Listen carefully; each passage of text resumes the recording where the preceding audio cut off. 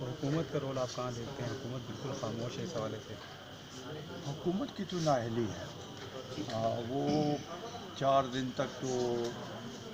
F I R نہیں کاٹ رہے تھے اور اس کے بعد بھی کوئی ان کا رول نہیں رہا۔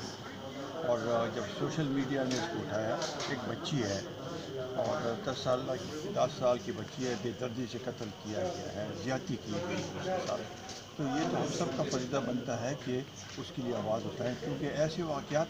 بہت رونما ہو رہے ہیں اور اس سے کچھ سبق سیکھنے کی ضرورت ہے قوم کو، ملک کو، اور خاص کر اسلام آباد ایڈمنسٹریشن کو، حکومت پاکستان کو،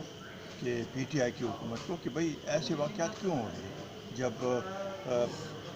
آپ لوگ اس کے اوپر کوئی ایکشن نہیں لیں گے، جب